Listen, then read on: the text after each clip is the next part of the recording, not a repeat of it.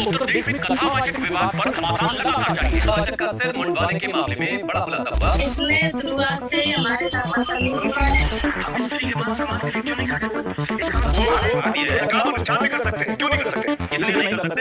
में उस तरह का उनके लिए आदेश नहीं है। गांव में यादों या तेरी कथा करने की हिम्मत कैसे हुई? हाल ही में एक न्यूज़ बहुत तेज़ी से वायरल हो रहा है मुकुटमणि यादव को लेके। इटावा के दादरपुर के मुकुटमणि यादव के साथ जो घटनाएं हुई वो सच में अमानवीय था, असंवैधानिक था। लेकिन आपको लग रहा होगा कि यह घटना सिर्फ दादर तक सीमित है, यह घटना सिर्फ मुकुटमणि यादव तक सीमित है, तो आप बिल्कुल गलत हैं। अगर एनसीआरबी के आंकड़े आप चेक करेंगे तो दंग रह जाएंगे, आपके होश उड़ जाएंगे, काँप जाएंगे आप।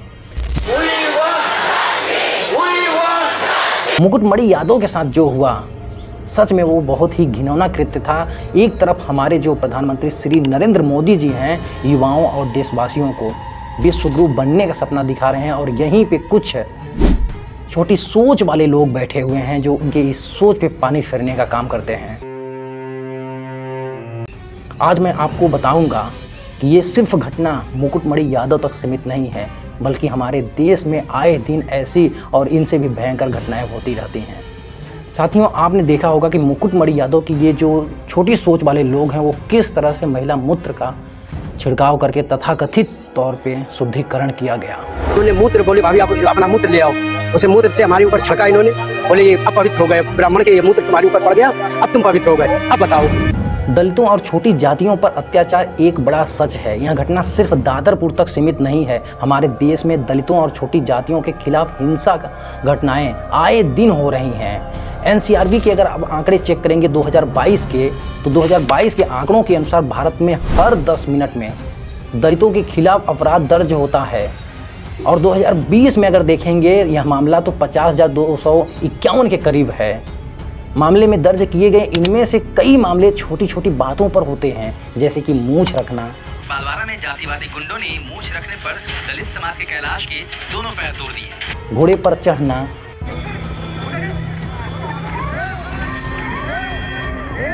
ऊंची जात के लोगों के कुएं से पानी पीना।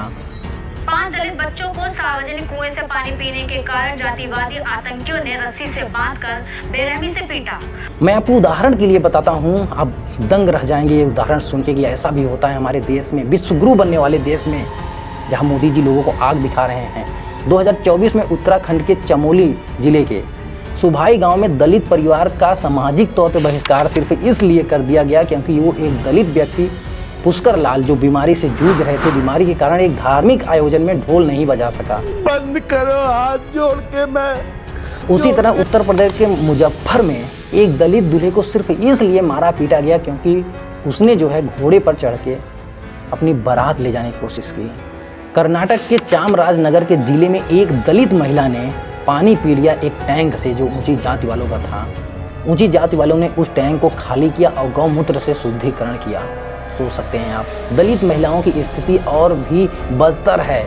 एनसीआरबी के अनुसार 2019 में दलित महिलाओं और लड़कियों के खिलाफ 3,486 बलात्कार के मामले दर्ज हुए, लेकिन इनमें से केवल 2% मामलों में सजा हुई। 2006 में हुए एक अध्ययन में पाया गया कि 54% दलित महिलाएं शारीरिक हिंसा, 46% यौन उत्पीड़न और 23% बलात्कार का शिकार हुई। ये आंकड़े सिर्फ मामलों के हैं, असल में संख्या तो कहीं ज़्यादा होंगे, आप सभी लोग जानते हैं, क्योंकि कुछ क्या बहुत सारे लोग समाज के डर से, भय से, दबाव के कारण कई मामले सामने आ ही नहीं पाते हैं। पुलिस स्टेशन कोई जा ही नहीं पाता, FIR फाइल कोई करवा ही नहीं पाता है। दादरपुर की इस घटना में 2 पक्ष हैं। एक तरफ मुकुटमणि और उनके साथी कहते हैं कि यह हमला उनकी यादव जात के कारण हुआ। वे कहते हैं हमें बुलाया गया था, फिर हमारी जात पूछकर अपमानित किया गया। दूसरी तरफ ग्रामीण और ब्राह्मण महासभा दावा करता है कथावाचकों ने छेड़खानी की और फर्जी पहचान बनाकर लोगों को धोखा दिया। यहाँ पे समाजवादी पार्टी के अखिलेश यादव सामने आए हैं और इसे जातिगत उत्पीड़न का मामला बता रहे हैं, जबकि ब्राह्मण महासभा निष्पक्ष जांच की मांग कर रहा है। लेकिन क्या होगा?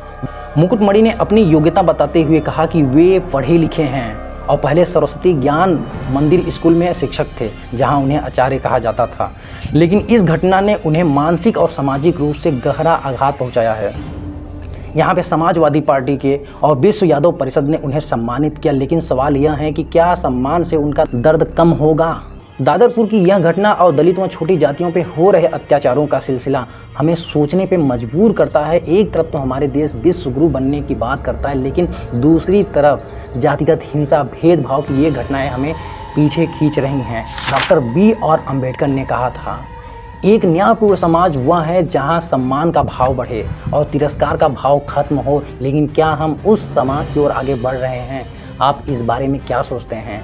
क्या यह घटनाएं हमारे समाज में गहरा जड़ जमाए जा रही हैं, जातिगत भेदभाव को दर्शाती हैं, या इनमें और भी कुछ सच छिपा है? अपनी राय कमेंट बॉक्स में ज़रूर बताएं। अगर आपको यह वीडियो पसंद आई है तो वीडियो को लाइक करें, शेयर करें और हमारे चैनल इको ज़िंदगी को सब्सक्राइब करें। नोटिफिकेशन बेल आइकन दबाना ना भूलें ताकि हर वीडियो का नोटिफिकेशन आप तक पहुंचता रहे, हर कहानी आप तक पहुंचता रहे और आप अपने समाज से जुड़े रहें। बहुत बहुत धन्यवाद।